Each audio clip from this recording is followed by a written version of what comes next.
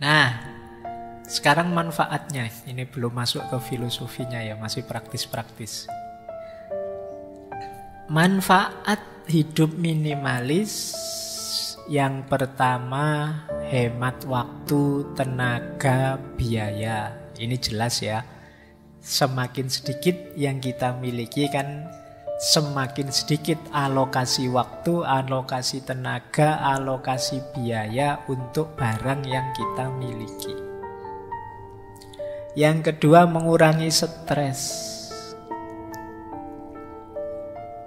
Ini tidak perlu dijelaskan. Tadi banyak ilustrasi bagaimana punya banyak hal ya resikonya banyak.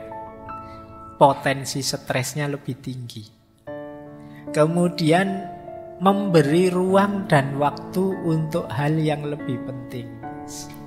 Kayak tadi misalnya kalian yang males ngurusi akuarium tapi punya akuarium, akhirnya kan waktu, tenaga, fokus ke situ. Akhirnya kepikiran.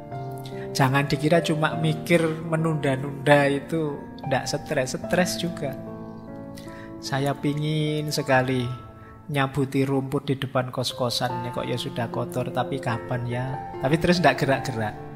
Besok gitu lagi nongkrong depan kos-kosan, pingin sekali nyabuti rumput itu, tapi kapan ya?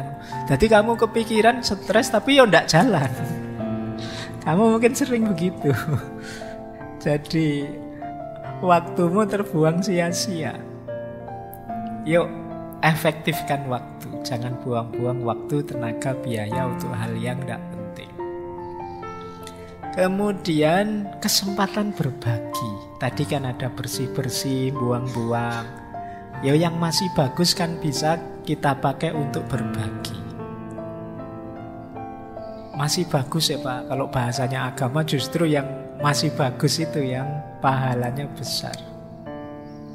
Lan tanalul birra hatta tunfiku ma tuhibbun.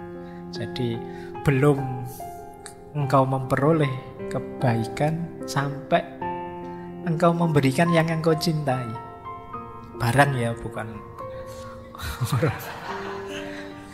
Jadi kalau kamu punya barang masih bagus, masih baik, tidak apa-apa sodakohkan. Kita kan sodakoh itu kadang-kadang memberi itu nyari yang sudah jelek. Bahkan panitia bakti sosial itu sering pakai kalimat yang baju bekas yang layak pakai. Biasanya kalimatnya gitu. Sebenarnya tidak masalah menerima sumbangan dalam bentuk baju baru. Misalnya kan tidak apa-apa. Sopo ngerti ada memang orang ingin menyumbangkan bajunya yang baru-baru. Ya ditulis saja baju baru atau bekas yang masih bagus. Karena layak pakai itu ya kadang standarnya beda-beda. Nanti bagi orang tertentu ini masih layak kok, padahal sudah sangat tidak layak itu. Disebutnya layak, mentang-mentang kamu ingin buang sampah, kamu berikan ke orang padahal sudah sangat tidak layak. Oh, itu sudah robek-robek. Robek kan bisa dijahit. Warnanya pudar, tidak masalah, bisa buat sehari-hari. Sepatunya kamu pengen buang barang. Nah, yuk ada kesempatan berbagi.